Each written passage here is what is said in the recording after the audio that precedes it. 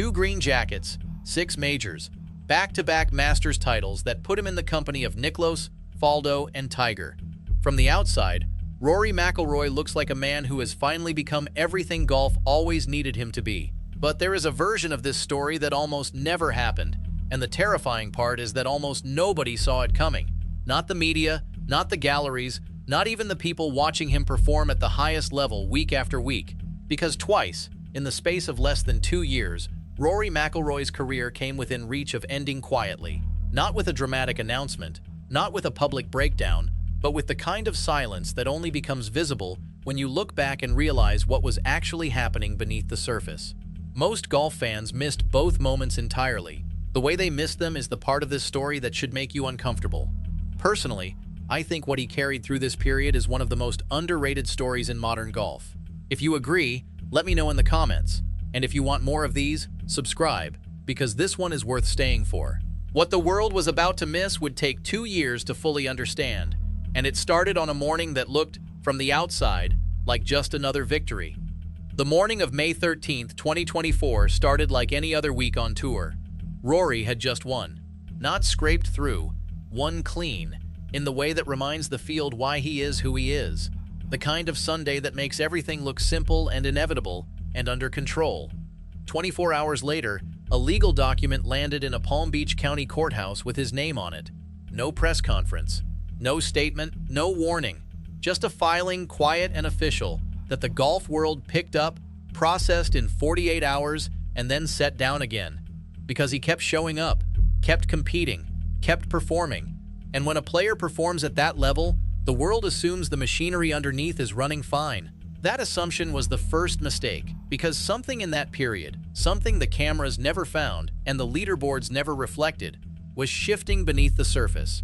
Not loudly, not visibly. Rory McIlroy rarely does anything loudly or visibly when it comes to what is happening inside. The more you look at the timeline of what followed, the months after that courthouse, the events he played, the words he chose carefully in press conferences, the more a pattern starts to emerge that nobody connected at the time. They still have not connected it. That pattern does not start and end in a courthouse. 18 months later, a second clock started ticking, and this one had a much shorter fuse. The date was March 7th, 2026. Bay Hill, the Arnold Palmer Invitational. Rory arrived in the best form of his year, 2 strong starts behind him. The defending Masters champion, the defending Players champion. Everything pointed forward. That morning, during a gym warm-up before his 3rd round, something went wrong in his lower back. He walked to the range to test it. It got worse. Within minutes, full muscle spasms. He withdrew from the tournament 30 minutes before his tee time. On the surface, that sounds like a standard injury withdrawal.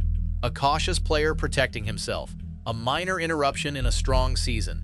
Here is what makes it not minor at all. Rory McIlroy had played professional golf for 19 years at that point.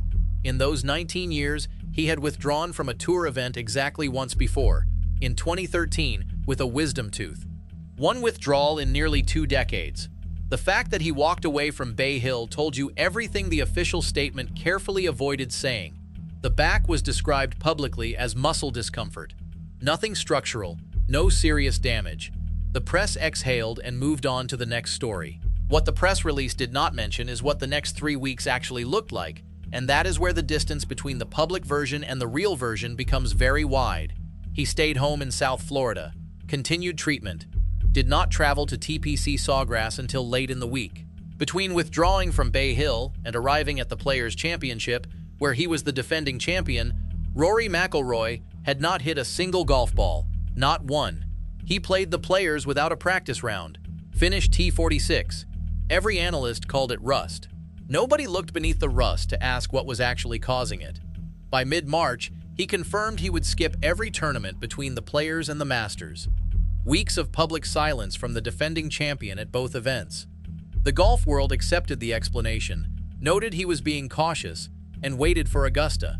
What they were not told was that MRI scans had been done, that he was still managing the injury with medication weeks after the withdrawal, that the Masters, the tournament that had come to define this entire chapter of his career, was being treated internally as something that needed to be earned back, not assumed.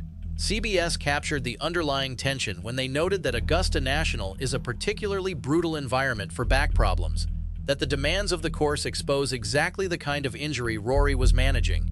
Every swing on that property carries risk for a player in his condition.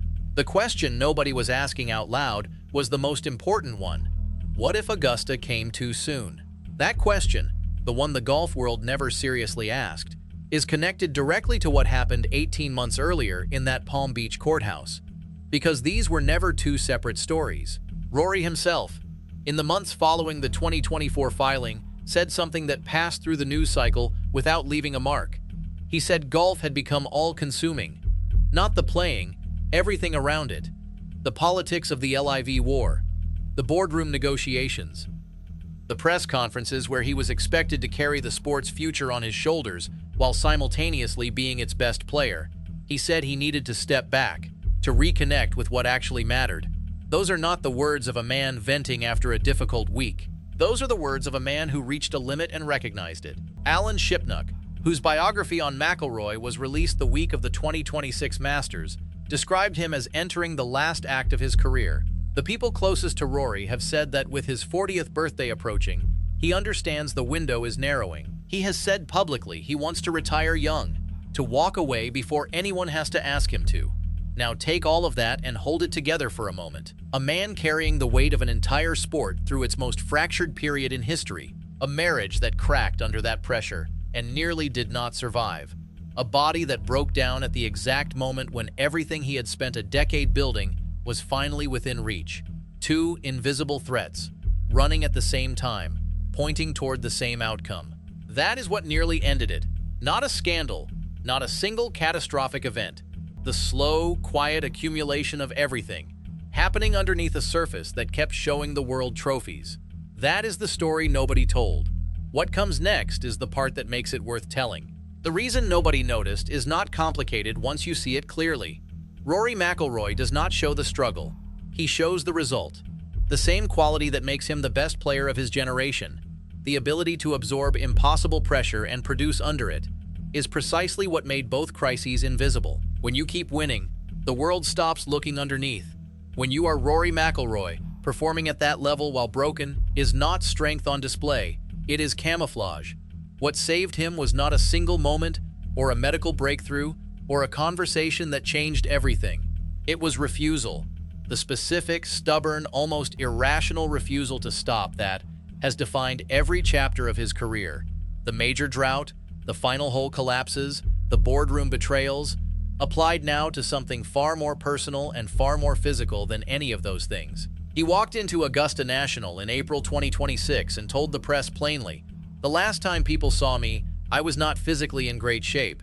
He said he had spent 3 weeks making sure that had changed.